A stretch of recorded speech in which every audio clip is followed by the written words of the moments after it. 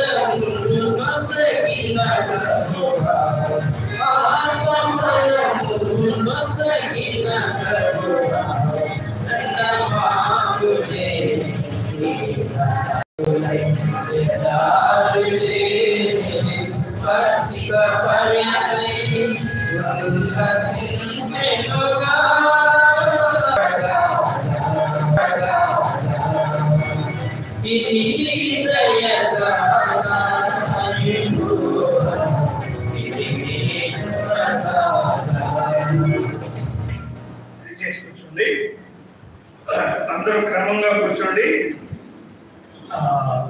11 గంటలు దాటింది. 12 గంటలు ఆ సమయానికి మనం వాక్య పరిచర్య నిలిపివేసి మౌనంగా మనందరం కూడా ఆత్మ పరీక్ష చేసుకొని ప్రభు సన్నిధిలో ఒప్పుకోవాల్సిన విషయాలు ఒప్పుకొని ప్రభు కృపను కోరుకుంటూ ఆయన దయగల ఆత్మ ద్వారా క్యాలెండర్ ప్రకారం గడియారం ప్రకారం నూతన సంవత్సరంలో ప్రవేశిస్తాం. ప్రవేశించిన తర్వాత ప్రసంగాలు ఉండవు, కార్యక్రమాలు ఉండవు. అరగంటలోగా మిగతా విషయాలన్నీ ముగించి 12:30కు ముగించి పంపించాలని మేము ప్రయత్నం చేస్తున్నాం. సహోదరులు పంచుకున్న సాక్ష్యాలను బట్టి మనకు ప్రోత్సాహం ఉంది. వాక్య తలంపులు సిద్ధపడి ఉండాలి. అందరూ వాక్యం చెప్పేవారు తప్పకుండా సిద్ధపడి ఉండాలి. సమయాన్ని గమనించి అందించాలి. ప్రభు సహాయం చేస్తారు. రాత్రి వేళ మనము ధ్యానం కొరకు పాత నిబంధనల నుండి ఒక చిన్న అధ్యాయాన్ని చదువుకుందాం. పెద్ద పుస్తకంలో ఒక చిన్న అధ్యాయం యెషయా గ్రంథం 35వ అధ్యాయం, ఐజాయా 35. తెలుగులో 9 వచనాలు ఉన్నాయి, ఇంగ్లీష్లో 10 వచనాలు ఉన్నాయి. అదే సంగతి నేనే చదువుతున్నాను. వాక్య పరిచర్యలో అవసరమైన వచనాలు తేటగా చదవగలిగిన సహోదరులు చదివి సహాయం చేయండి.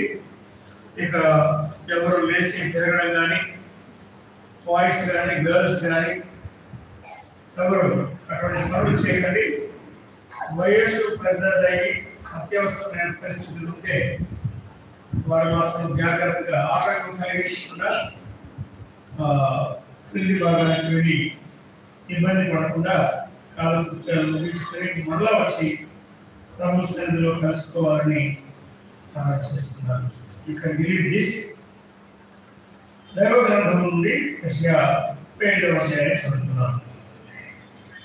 అరణ్యమును ఎండిన భూమియు సంతోషించును, అడవి ఉల్లసించి కస్తూరి పుష్పం వలె పూయి. అది బహుగా పూయించు ఉల్లసించును, ఉల్లసించి సంగీతములు పాడు. లెబనోను సౌందర్యం దానికి కలుగును, కర్ణలు శ్రావణకున్న సొగసు దానికి ఉండును. అవి యెహోవా మహిమను, మన దేవుని తేజస్సును చూసు.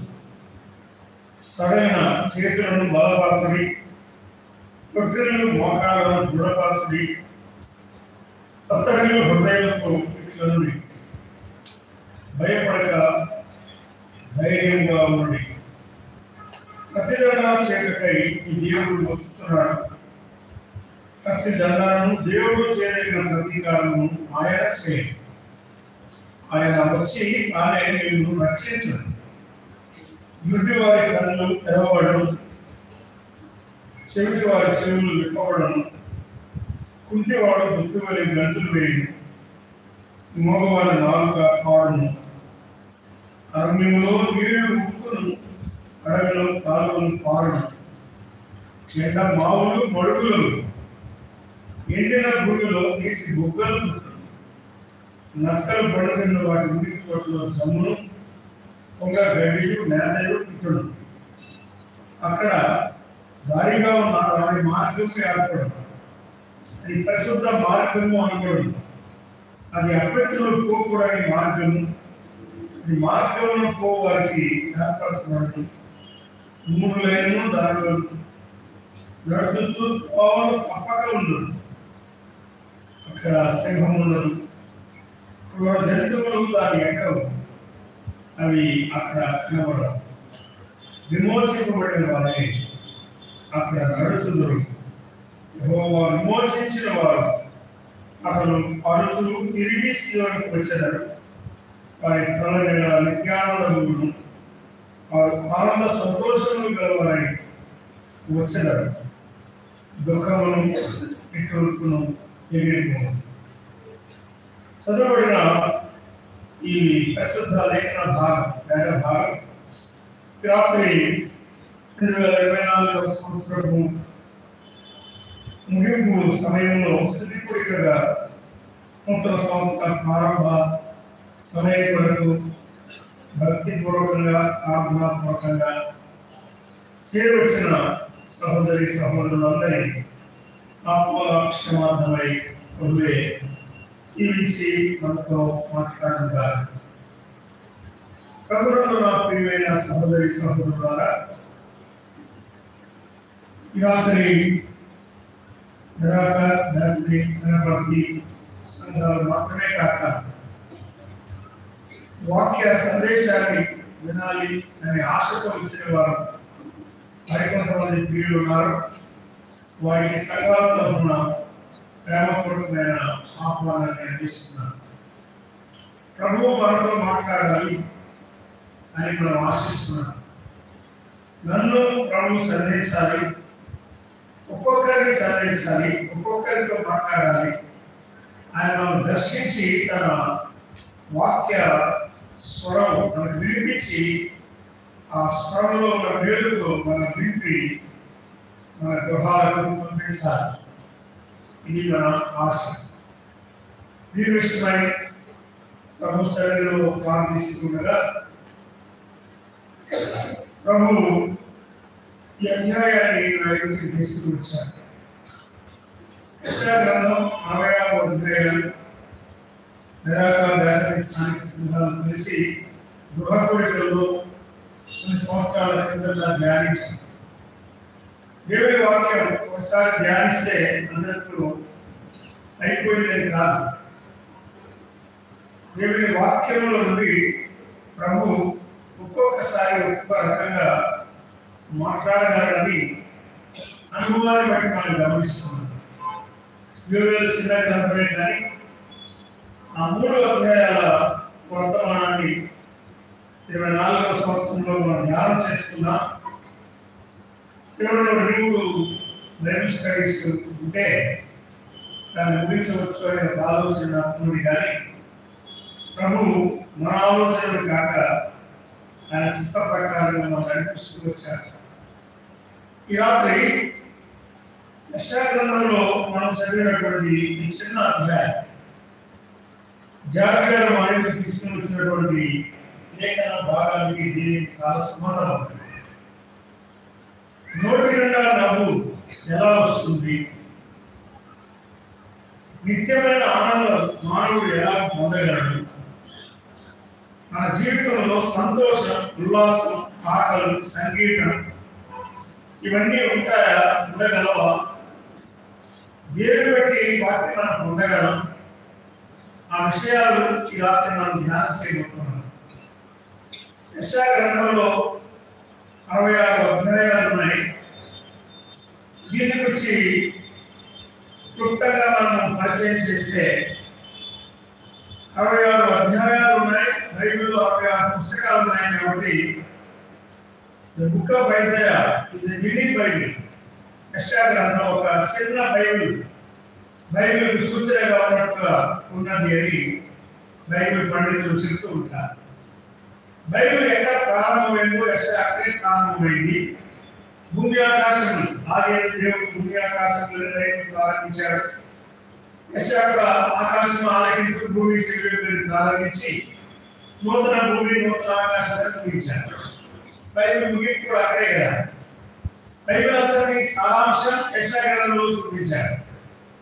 బైబిల్ సారాంశం రక్షణ, ఆత్మరక్షణ, పాప క్షమాపణ, పాప విమోచన, the message of salvation or the message of redemption.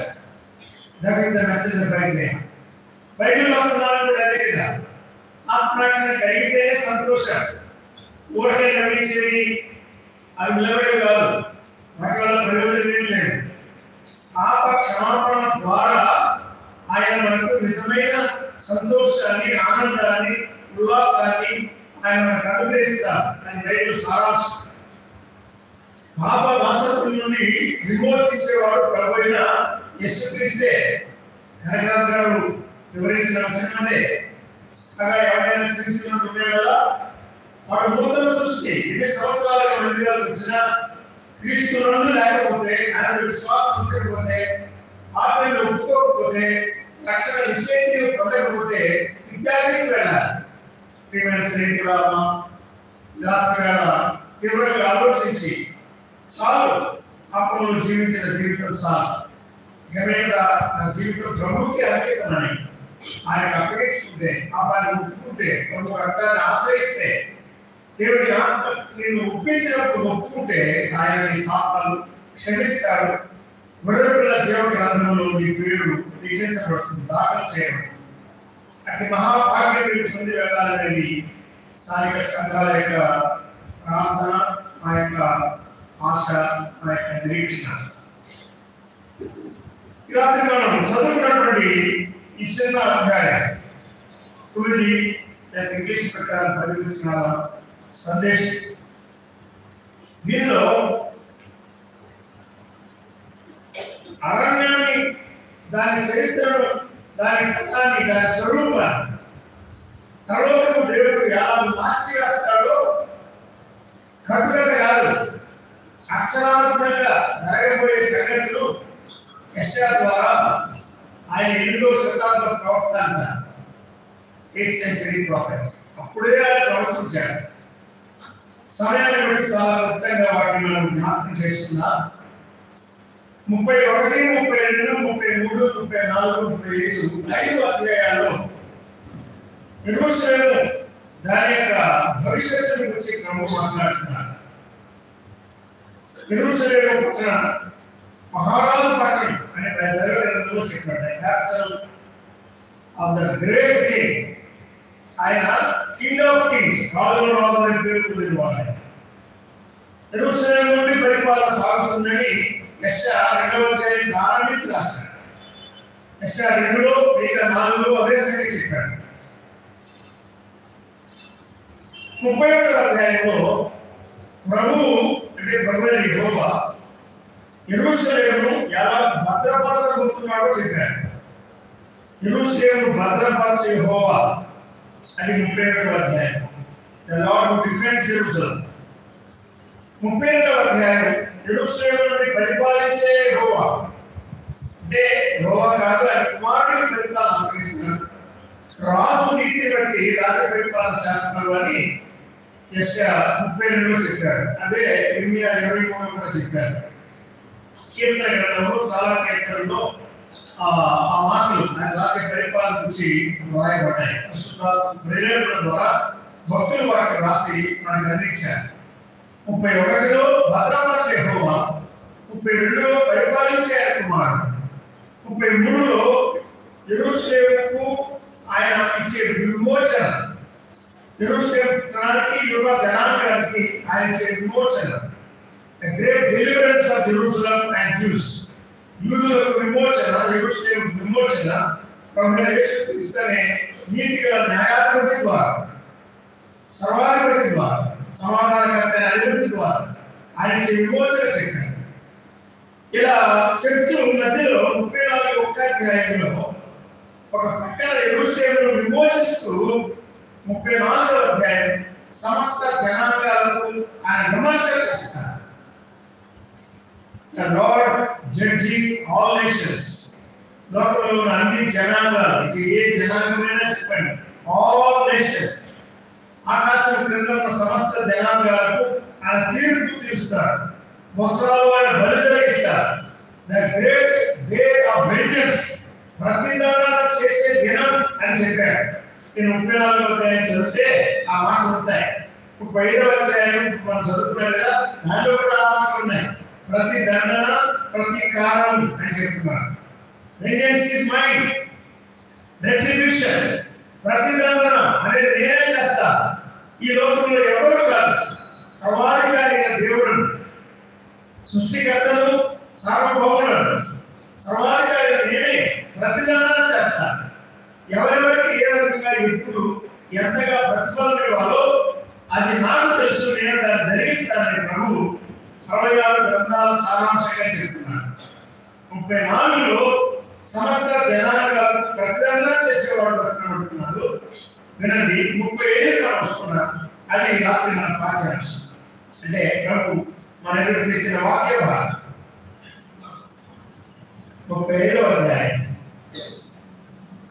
యెరూషలేము యొక్క భవిష్యత్తు చెప్పాడు, యూదా జనాంగం యొక్క భవిష్యత్తు చెప్పాడు, సర్వ సృష్టి యొక్క భవిష్యత్తు చెప్పాడు. నూతన సృష్టి అని కొరింథీ 2వ పత్రిక 5:17 చెప్పింది ఆత్మ సంబంధం. కానీ ఇక్కడ చెప్పింది ఏమంటే అక్షరార్థంగా అరణ్యము పుష్పించుట, అరణ్యము పూయుట, అరణ్యము పాడుట, అరణ్యము ఉల్లసించుట, అరణ్యము సొగసు, అరణ్యము దాని యొక్క సౌందర్యము, అరణ్యము దేవుని మహిమను చూచుట, అరణ్యము దేవుని తేజస్సును చూచుట, ఆయన వచ్చి తానే మిమ్మల్ని రక్షిస్తాడు అనే ఒక గంభీరమైన వాగ్దానం 35వ అధ్యాయం 4వ వచనం చివరిలో రాయబడింది కదా. లేటర్ పార్ట్ ఆఫ్ వర్స్ 4, 4వ వచనం యొక్క చివరి భాగంలో ఆయన వచ్చి తానే మిమ్మల్ని రక్షించును అనే. పాపికి రక్షణ బైబిల్లో ఉన్నది, యూదులకు రక్షణ బైబిల్లో ఉన్నది, సృష్టికి రక్షణ, ప్రకృతికి రక్షణ అది కూడా బైబిల్లో ఉన్నది. ఆయన గొప్ప రక్షకుడు, great saviour, great redeemer, deliverer, liberator. శాపం నుండి ఆదాము ద్వారా కలిగిన పాపము, అపరాధము, ఆదాము హవ్వ ఒకటే. హవ్వ మోసపరచబడింది, ఆదాము మోసపరచబడలేదు.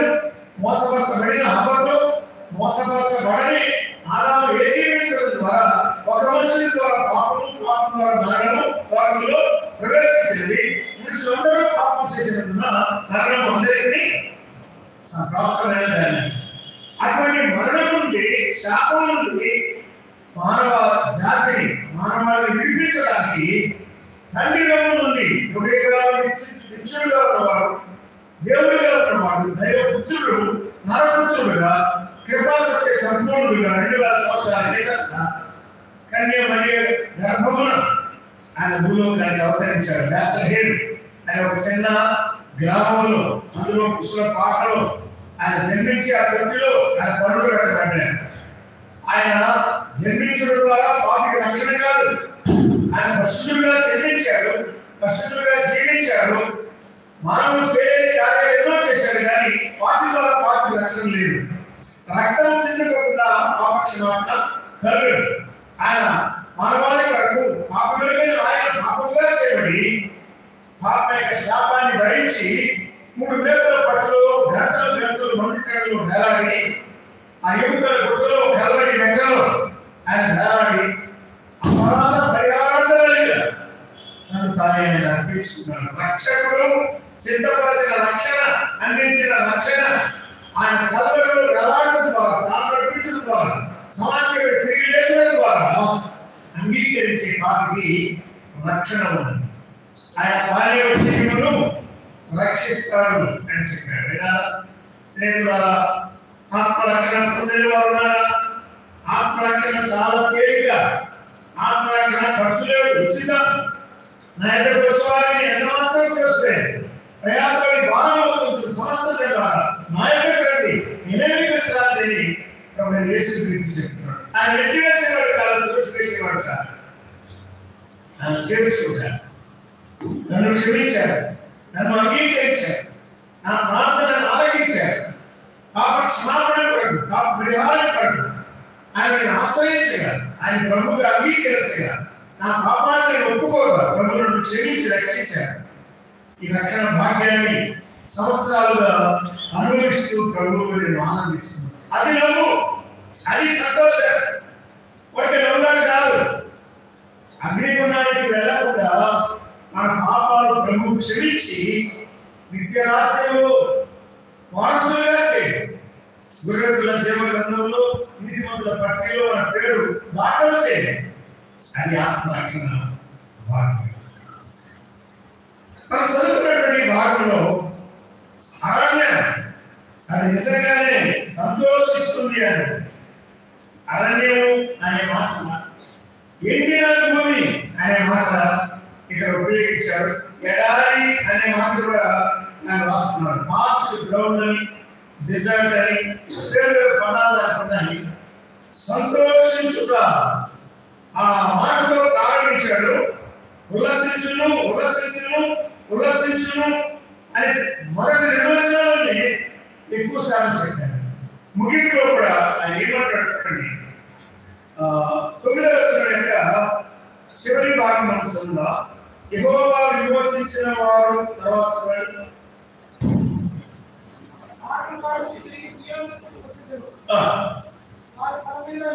ఎవరు విమోచింపబడిన వారు అన్నారా?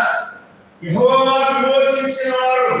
ఈ రాత్రి కూడికలో మీరు ఈ మాట కిందికి వస్తారా? ప్రభువును విమోచించాడు అని చెప్పగలవా? ప్రభువును విమోచించాడు అని చెప్పగలరు. యెహోవా విమోచించిన వారు పాటలు పాడుతూ తిరిగి సియోనుకు వస్తారు. వారి తలని దేవుడు ఉన్నాడు నిత్యానందం. సినిమా 3 గంటలు కావాలని తెలియదు, కానీ ప్రభువు నమ్ముకుంటే కలిగే ఆనందం ఎటువంటి ఆనందం? నిత్యానందం అన్నారు. నిత్యానందం, రక్షణలో ఉన్న ఆనందం, ప్రభులో ఉన్న ఆనందం, సత్యంలో ఉన్న ఆనందం, ప్రేమలో ఉన్న ఆనందం. ఎంత గొప్ప భాగ్యం! Eternal Joy, everlasting Joy. ఈ రాత్రి కొట్టివేయబడిన సంతోషం ఈ జీవిత భాగంగా ఉండాలని కోరుకున్నాను స్నేహితుడా. అలాగే ప్రభు పాదాలను పడి పాపాన్ని ప్రభువును క్షమిస్తాడు, ప్రభువును రక్షిస్తాడు. ఇక్కడ యోగా జనాంగం గురించి చెప్తున్నాడు. ప్రపంచ పరిస్థితులు మారిపోతాయి. అరణ్యం నిజంగానే సంతోషించి సంగీతాలు పాడినట్లుగా అరణ్యం యొక్క పరిస్థితిని ఆయన మార్చి వేస్తాడు అని చెప్పారు. అరణ్యం వాస్తవానికి ఆదాము హవ్వలను దేవుడు నిర్మించి సృజించి ఆ తోటలో ఉంచినప్పుడు అడవిలో కట్టలేదు. వారిని చాలా సంతోషభరితమైన పరిస్థితిలో ఉంచారు. గార్డెన్ ఆఫ్ ఫ్రీడమ్, ఏదైనా వనంలో ఉంచారు. A place of bliss, paradise. Paradise అంటే సంతోషం ఉండేటువంటి స్థలం, ఆనందానికి కుడిగా అక్కడ ఉండేవాడు వారు. మరి అదేమైపోయింది? లోకాన్ని ఒకరు అడవిగా చేశాడని చెప్పాడు యెషయా. 14వ అధ్యాయం చూడండి, యెషయా గ్రంథం 14వ అధ్యాయం త్వరగా 16, 17 వచనాలు మనం చదువుకున్నాం. అక్కడ ఇతరేనా ఇతరేనా ఇతరేనా అని లూసిఫర్ వచ్చినటువంటి ప్రశ్నలు ఉన్నాయి. వాడు తను తాను హెచ్చించుకున్న విధానం 5 రకాలుగా చెప్పారు. అతడు దిగిపోయిన అనిచేటువంటి విధానం 5 రకాలుగా చెప్పారు. ఇతరేనా ఇతరేనా ఇతరేనా అనే మాటలు 16, 17 వచనాలు 3 సార్లు రాశారు కదా. ఏమంటాడు చూడండి, ఆ డాష్ తర్వాత చదవండి. భూమిని కంప్యూటర్ చేసి కరెక్ట్గా చదివారు. భూమిని కంప్యూటర్ చేసిన వాడు, రాజ్యమును అణిగించిన వాడు ఇతరేనా అన్నాడు. విన్నారా? భూమిని కంప్యూటర్ చేసిన వాడు ఎవరు? మన ప్రధాని మోదీ గారు, డొనాల్డ్ ట్రంప్ గారు, లూసిఫర్ భూమిని కంప్యూటర్ చేసిన వాడు. ఇంకా రాజ్యమును పంపించేవాడు ఇతరేనా? లోకము అడవిగా చేసిన వాడు. ఆనందకరమైన తోటను, ఆ ఉద్యానవనాన్ని వీడు ఏం చేశారు? అడవిగా చేశాడు, పాడు చేశాడు. లోకమును అడవిగా చేసి దాని పట్టణములను పాడు చేసిన వాడు ఇతరేనా? కడపను పాడు చేసిన వాడు ఇతరేనా? కరువును పాడు చేసిన వాడు ఇతరేనా? నిల్లును పాడు చేసిన వాడు ఇతరేనా? చిత్తును పాడు చేసిన వాడు ఇతరేనా? అవునా? మీరు ఎక్కడైనా అనుకున్నారా? అనంతపురం పాడు చేసిన వాడు ఇతరేనా? ఆంధ్ర పాడు చేసిన వాడు, తమిళనాడు పాడు చేసిన వాడు, తెలంగాణ పాడు చేసిన వాడు, south India, central India, north India, north east India, మొత్తం ఇండియా మొత్తం పాడు చేసిన వాడు ఇతరేనా? ఏం చేశాడు? లోకాన్ని అడవిగా చేశాడు. అమ్మా అయ్యా, మన జీవితాలను పాడు చేసిన వాడు ఇతరే. అందమైన తోటను అడవిగా చేసిన వాడు సాధారణుడు. అడవిని అందాల ఉద్యానవనంగా మార్చేవాడు మన ప్రభు అయిన యేసుక్రీస్తు. ఇది నిజమా? నిజమా అంటే ముమ్మాటికి నిజమే. దేవుని వాక్యంలో దానికి ఆధారాలు ఇక్కడే చెప్పాడు. యెషయా 35లో అడవిని సంతోషకరంగా చేస్తాడు అని భగవద్గీతలో చెప్పాడు కదా. యెషయా గ్రంథం 35వ అధ్యాయం. అరణ్యము సంతోషించును, ఎండిన భూమి సంతోషించును, ఆ తర్వాత అడవి ఉల్లసించును, కస్తూరి పుష్పముల పూయును అన్నాడు.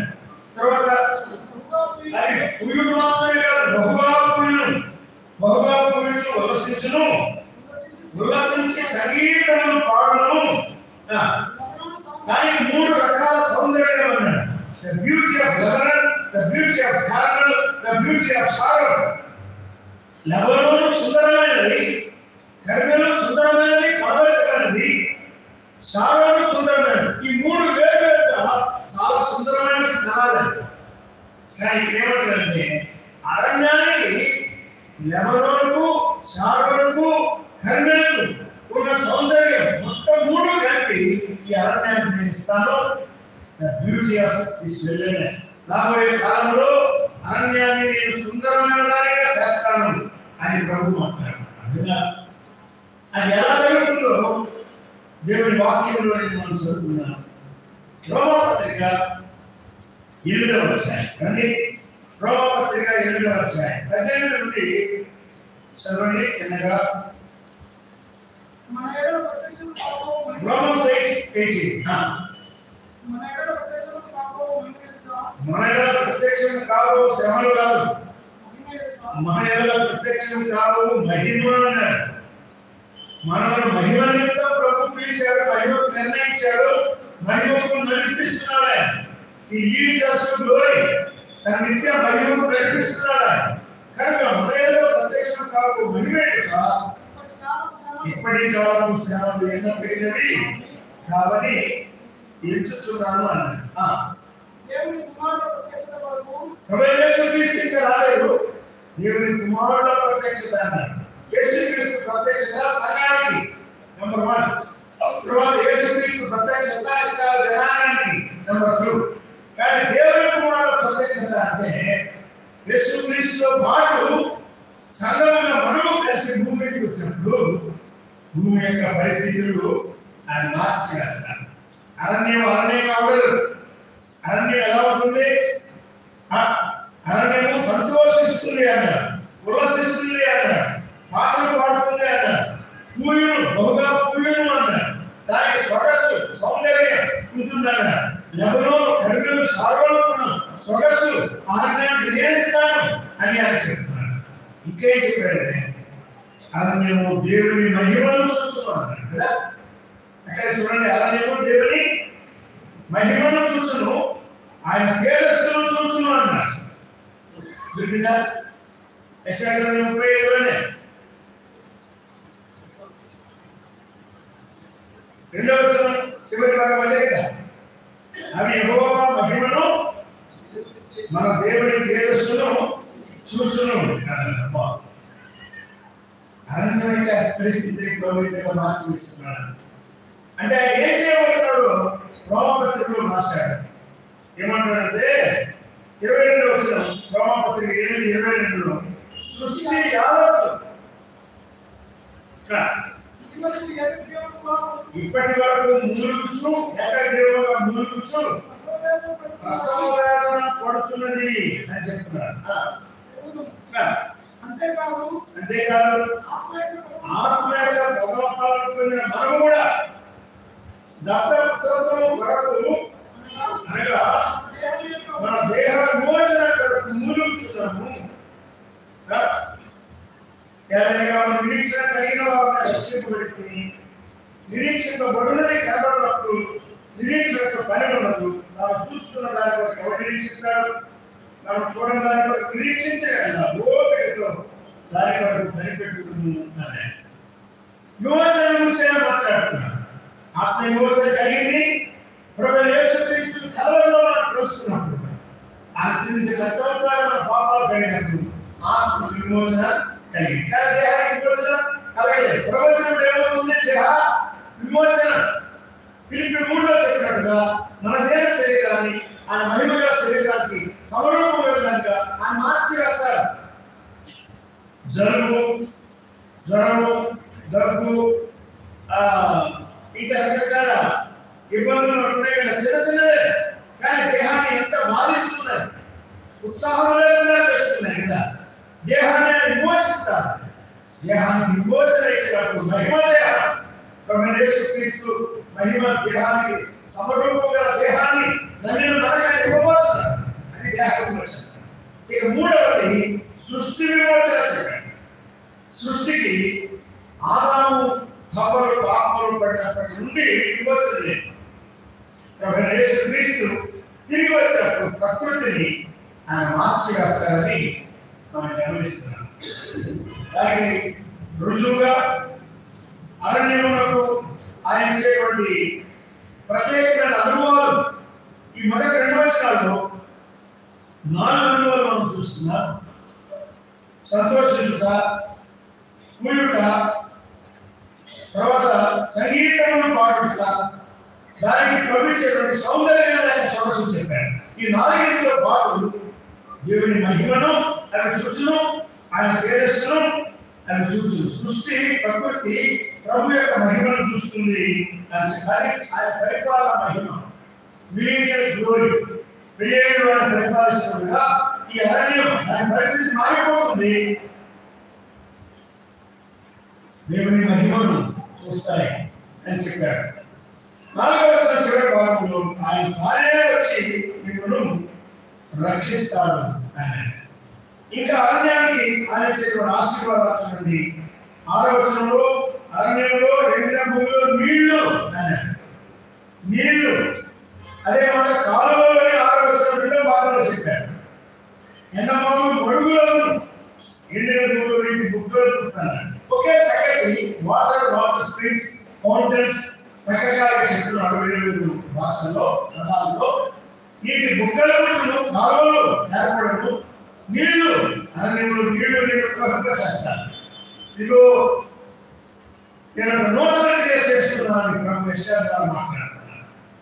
ఈ రాత్రి ప్రభువు నమ్ముకుంటే నీ హృదయంలో, నీ జీవితంలో ఇప్పుడే నూతన క్రియ చేస్తాను. ప్రకృతిలో ఆయన మార్పు కలిగిస్తారు. అరణ్యంలో కాలువలు, అరణ్యంలో పూలు, అరణ్యంలో పంట, అరణ్యంలో ఆనందం, అరణ్యంలో సొగస్సు, అరణ్యంలో దేవుని మహిమ, అరణ్యంలో దేవుని తేజస్సు. బయట వచ్చేటంటే 8వ వచనం చూడండి. 35వ అధ్యాయం 8వ వచనం చదవండి. అక్కడ దారిగా ఉన్న రాజమార్గం హైవే విల్డర్నెస్. ప్రపంచంలో మీరు గమనిస్తున్నారా? మైపూర్ దగ్గర పడి హైవే వచ్చింది. అమరావతి బెంగళూరు హైవే మీరు వినుంటారు కనెక్షన్ కదా. మధ్యలో వెళ్ళాలంటే ఎందుకు అంత పొడవుగా రోడ్డు వేస్తున్నారు? ఇది ముందుగా వేసినటువంటి మార్కాపురం మీద రోడ్డు కాకుండా, కావలి మీద, నెల్లూరు మీద రోడ్డు కాకుండా, ఒంగోలు మీద రోడ్డు కాకుండా అమరావతి నుండి డైరెక్ట్ గా బెంగళూరు వెళ్ళాలి లేదా? ఇవన్నీ ఈ హైవేస్ వచ్చినాయి. హైవే మీరు త్వరగా వెళ్ళాలంటే హైవే తీసుకొని అని చెప్తా ఉంటారంటే ఈ హైవేస్ అన్ని ఎందుకు వస్తున్నాయంటే ఇవన్నీ పరలోకం నుండి రాబోతున్న రాజాది రాజు ప్రభువైన యేసుక్రీస్తు రాజ్య పరిపాలన కొరకై సిద్ధపరచబడుతున్న హైవేస్. ఒక హైవే తయారు కావాలంటే చూడండి, యెషయా గ్రంథం 40వ అధ్యాయం 4వ వచనం చదువుదాం. We are running a little bit. ప్రతి లోయను ఎత్తు చేయవలెను. ప్రతి లోయను ఎత్తు చేయాలి అన్నాడు కదా. రోడ్ వేస్తున్నప్పుడు ఏమవుతుంది? కొండలు ఉంటాయి కదా, గోతులు ఉంటాయి. గోతులుంటే పూడ్చాలి, మెట్టలుంటే కొట్టివేయాలి. అంత సమభూమిగా చేయాలి. డబుల్ రోడ్, 4 లైన్, 6 లైన్ తయారు చేయాలంటే ఏం చేయాలి? రోడ్డు వేయడానికి 4 పరిస్థితులు, 4 ఏర్పాట్లు జరగాలి. ప్రతి పల్లము కూర్చబడాలి, ఎత్తు చేయాలి. నెంబర్ 1. ప్రతి మెట్ట అణిచేయబడాలి. నెంబర్ 2. ప్రతి ఒక్కరును తిన్నగా చేయాలి. నెంబర్ 3. కరువుగా ఉన్న వాటిని ఏం చేయాలా? నున్నగా చేయాలి. ఇవి రోడ్డు వేయాలంటే మనం అనుకుంటాం నిజమే, కానీ రోడ్డు వేయాలంటే 4 తప్ప జరగాల్సిందే. మరి ప్రభు వేసే రోడ్డు హైవే అసలైన హైవే ఏదో తెలుసా?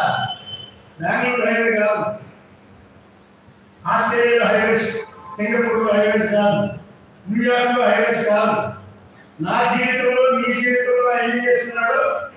కొండలు అణచివేస్తున్నాడు, పల్లాన్ని పూడ్చివేస్తున్నాడు, వంకలు తిరగా చేస్తున్నాడు, కరుకుదనాన్ని తొలగించి ఉండగా చేస్తున్నాడు. ప్రభువా, నా వంకర తీసేయి, తిన్నగా చేయి, నాలో ఉన్న కరుకుదనం ఉండగా చేయి, నాలో పల్లాలు ఉన్నాయి ఇవే పూడ్చు, నాలో మెట్టలు ఉన్నాయి ఇవే అణిచివేయి అని రాత్రి ప్రార్థన చేస్తావు. ఈ 4 నీవు ప్రార్థన చేయగలిగితే ప్రభు ఏం చేస్తాడు తెలుసా? నీ జీవితాన్ని, నీ హృదయాన్ని ఆయన రాజమార్గంగా, యెహోవా రాజమార్గం ఆయన వింటారా? యెషయా గ్రంథం 40లో చెప్పిన మాటలే. అరణ్యంలో యెహోవా మార్గం 35లో అదే చెప్పాడు, 40లో అదే చెప్తున్నాడు. యెహోవా మార్గం అంటే అప్పటికి రావాల్సిన వాడు ప్రభువైన యేసుక్రీస్తు. వారి యెషయా గ్రంథం 40 ప్రకారం బాప్తిస్మిచ్చే యోహాను ఆ వర్తమానం ప్రకటించారు. ఆయన రాజమార్గం, దేవునికి రాజమార్గం.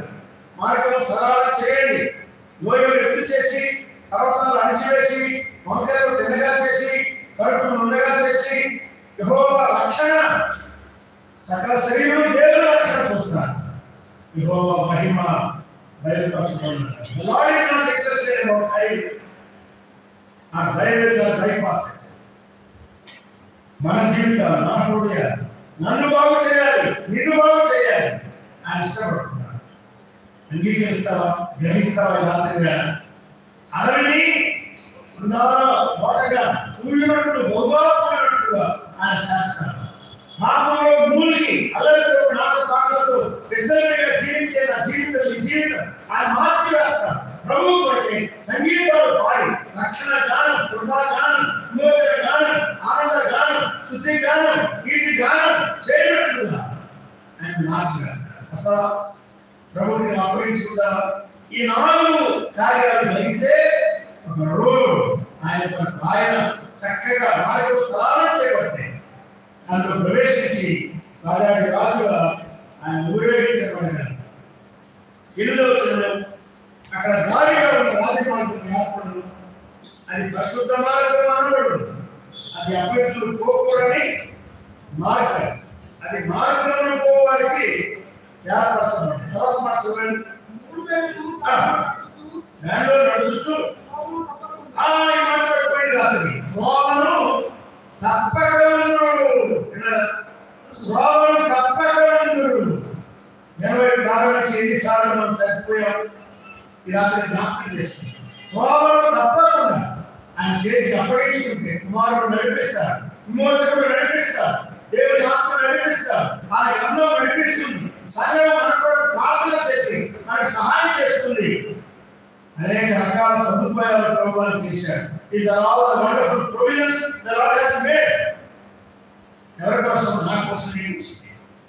రాజమార్గం త్రోవను తప్పని రీతిలో నన్ను కాపాడి విచారణ పెట్టుకుని తండ్రి రీతిలో నిత్య మహిమలో ఆయన చేర్చడానికి ఆయన ఇష్టపడుతున్నాడు.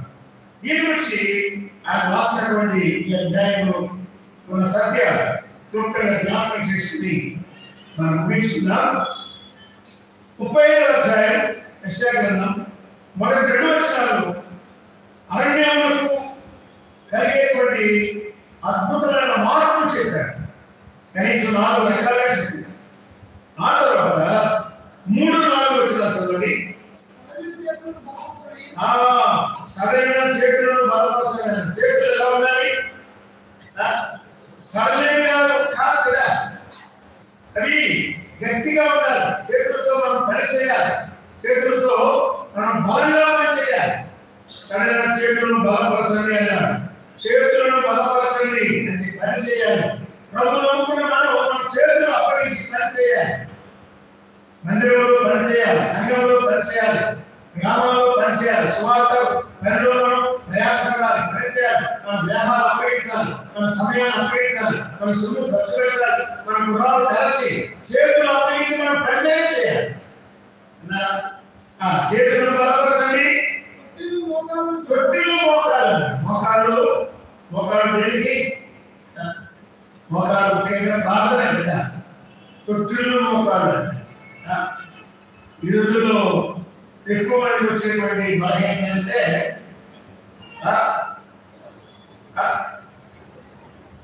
చెప్పారా, నీ జాయింట్స్ బలహీనమవుతున్నాయి.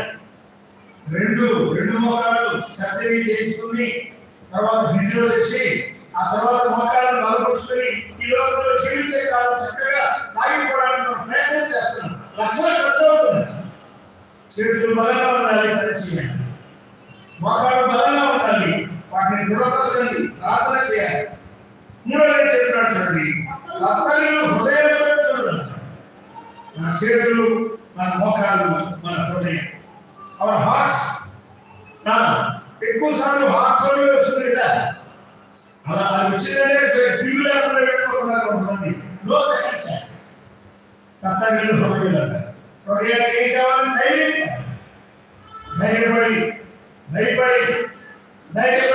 భయపడి జీవితాన్ని భంగం చేసుకున్నారు. చాలా ఎప్పుడు పత్రిక 12 దీని చెప్పారు. ఒకసారి చదవండి.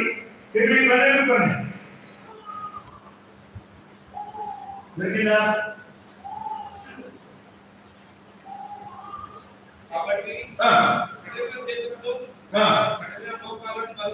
చేతులనే బలహీనంగా ఉన్నాయి కాబట్టి ఏమంటారంటే బలపరచండి, సరైన చేతులను బలపరచండి అని ఆయన చెప్తున్నారు. అక్కడ ఉన్నమాటే యెషయా 35 మాట తెచ్చి ఇక్కడ వస్తున్నాడు కొత్త నిబంధన. ఇంకా వడిన చేతులు, సరైన మోకాలు. ఇంకేమిటి? అక్కడ హృదయం చెప్పాడు, ఇక్కడ కాలు చెప్పాడు. ఇంటి కాలు గణంగా బాగుపడు వింటారు. మీ పాదములకు మార్గములను సరళం చేసుకుని మన కాళ్ళు బాగా ఉండాలి. ప్రభు కొరకు పరిగెత్తాలి, నడవాలి, పరిగెత్తాలి కదా. ఈ రోజుల్లో వెహికల్స్ వచ్చినాయి, 2 వీలర్స్ 4 వీలర్స్ అన్ని ఉన్నాయి. కానీ మన చేతులు పని చేయాలి. మన మోకాళ్ళు మోకరించి వంగి ప్రభు సన్నిధిలో ప్రార్థన చేయాలి. వంగలేని కాలం వస్తుంది, అప్పుడు మనం ఏం చేయాలి? కూర్చొని ప్రార్థన చేయొచ్చు, పనులు కూడా ప్రార్థన చేయొచ్చు. ప్రార్థన ముఖ్యమైనది. ఎలా చేస్తున్నారు? ఆ పొజిషన్స్ అనేది ముఖ్యమైనది కాదు. ప్రార్థన జీవితం, పరిచర్య జీవితం, పని చేతులు పని చూపించేది, మోకాళ్ళు ప్రార్థన చూపించేది, మరి కాళ్ళు స్వార్థ పరిచర్యను చూపించేది. సాక్ష్యం స్వార్థ, కుంటికాలు వెనకగా బాగుపడాలి అని ఆయన చెప్తున్నాడు. ఈ 4 అనుభవాలు 3-4 వచనాలు చెప్పారు. అరణ్యంలో 4 అనుభవాలు మొదటి 2 వచనాలు చెప్పారు. తర్వాత ఆత్మీయ యూదా జనాంగం సరళ చేతులు, తొట్టిలు మోకాళ్ళు, అతని హృదయాలతో భయపడి అధైర్యంగా ఉండేవాళ్ళు ఉండగా వాటన్నింటినీ పోగొట్టి ప్రభు అన్ని జనాంగాలకు ప్రతిదానం చేసి తన ప్రజల యూదులను ఆయన రక్షిస్తున్నాడు కనుక he will reconcile them, restore them. ఆయన వారికి ఆనందాన్ని ఇస్తారు, ఆయన వారిని విమోచిస్తారు, తన ప్రజలుగా ఆయన వారిని అంగీకరిస్తారు. 9వ వచనంలో చెప్పినట్టుగా యెహోవా విమోచించిన వారు వారు సీయోనుకు తిరిగి వస్తారు. అక్కడ విమోచన లేని వారు ఉన్నారు, రక్షణ లేని వారు ఉన్నారు, ఆ పక్షనామం పొందిన వారు, ప్రభు ద్వారా అంగీకరించబడిన వారు, జకర్యా 12 ప్రకారం పొడవబడిన ప్రభువును చూసిన వారు, పశ్చాత్తాపడిన వారు, జకర్యా 13 ప్రకారం ఆ ఊటలో పడబడి ఆ పక్షనామం పొందిన వారు, 14 ప్రకారం ఆయన పరిపాలన వెయ్యేళ్ళ పరిపాలన ఉంటారు. ఇశ్రాయేలు రాజ్యం అని ఆయన చెప్పారు. ఎంత మహిమగల రాజ్యం! నీతిని బట్టి రాజు పరిపాలన చేస్తున్నాడు, న్యాయం బట్టి ఆయన పరిపాలన చేస్తున్నాడు, సమాధానకర్త అధిపతిగా ఆయన ఉంటాడు అని చెప్పాడు. మనం ముందుకు సాగిపోదా 5-6 వచనాలు అక్షరార్థంగా, అలంకారంగా కాదు, అక్షరార్థంగా 4 విషయాలు చెప్పాడు. చూడండి, గుడ్డివారు, చెవిటివారు, కుంటివారు, మూగవారు. గుడ్డివారు చూస్తారు, చెవిటివారు వింటారు, కుంటివారు నడుస్తారు, గంతులు వేస్తారు, మూగవారు వారు మూగతనం పోయి ఆటలు పాడేవారుగా ఉంటారు. లూకా సువార్త 7వ అధ్యాయం 22వ వచనం ఒకసారి చదవండి. లూకా సువార్త 7:22 మన ప్రభువైన యేసుక్రీస్తు పరిచర్యలో ఈ 4 చెప్పారు. బాప్తిస్మం యోహాను మీరు చెప్పండి అన్నారు. ఏమని?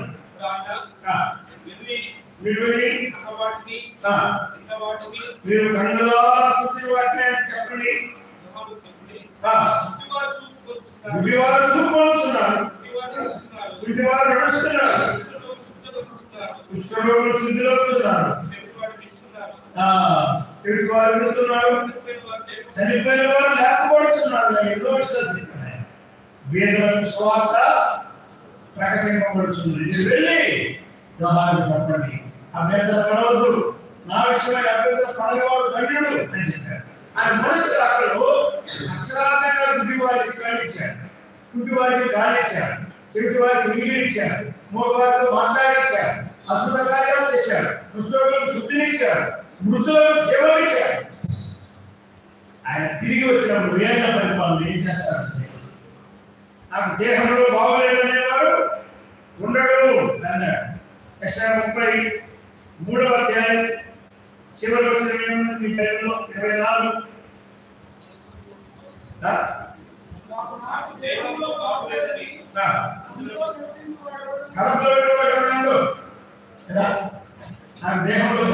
అన్నాడు. ఇది బాగోలేదు, అది బాగోలేదు, ఇది బాగోలేదు, మొత్తం బాగోలేదు. కానీ వేద పరిపాలన కాలంలో ఏం చెప్తున్నాడు? నాకు బాగోలేదు అనేవాడు ఉన్నాడు. ప్రతి వ్యక్తిని ఆయన బాగు చేస్తాడు. ఇది సూర్యుడు ఉదయిస్తాడు, ఆ లెక్కలు ఆరోగ్యాన్ని కలిగి చేస్తాడు, ఆ లెక్కల ద్వారా ఆరోగ్యం వస్తుంది. వారుడు అంటేనే 3 సంవత్సరాలు దీర్ఘాయుష్షు భ్రమిస్తాడని దేవుని వాక్యం మనకి ఎన్నో ఆధారాలు ఉన్నాయి. ఈ 4 విషయాలు చెప్పిన తర్వాత యెషయా 35లో ఆయన ఏమంటాడు చూడండి. అడవిలో నీళ్లు, అడవిలో కాలువలు, అడవిలో మడుగులు, ఎండిన భూమిలో నీటి బుగ్గలు పుట్టును, గడ్డి బాగా విస్తారంగా ఉంటుంది, పశువులకు కావాల్సిన గడ్డి ఉంటుంది, మేత ఉంటుంది అన్నాడు. 8 వచనాలు ముందే మనం చదువుకొని ధ్యానించాం. మనం ముగించాం. చివరికి 9వ వచనానికి వస్తే ఏమన్నాడు చూడండి. అక్కడ సింహము, అరణ్యంలో సింహం ఉంటుంది, కానీ అరణ్యాన్ని ప్రభు మార్చి వేస్తున్నాడు పరిస్థితి కనుక అక్కడ సింహం ఉండదు. యూదా గోత్రపు సింహం ప్రభు అయిన యేసుక్రీస్తు రాజుగా పరిపాలిస్తుంటాడు. పురోగతిస్తులు ఉండవు, పురోగ స్వభావం ఉండదు. కానీ ఎవరుంటారు?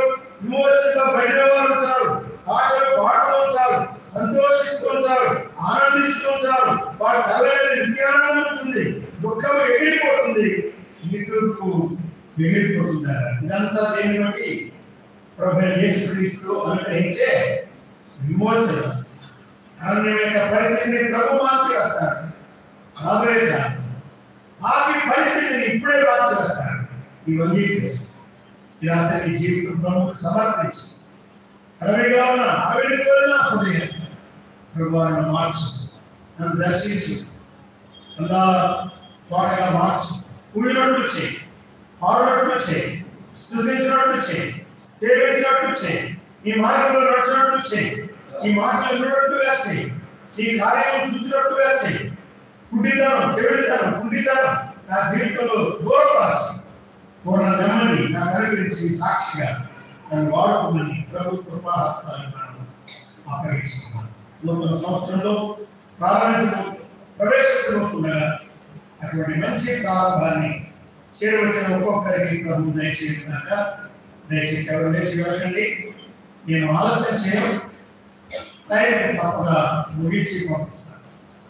మౌనంగా మన గత జీవితాన్ని సంవత్సరాంతంలో అసంతృప్తికరంగా సరైన తృప్తి లేకుండా జీవించిన జీవితాన్ని జ్ఞాపకం చేస్తున్నాను.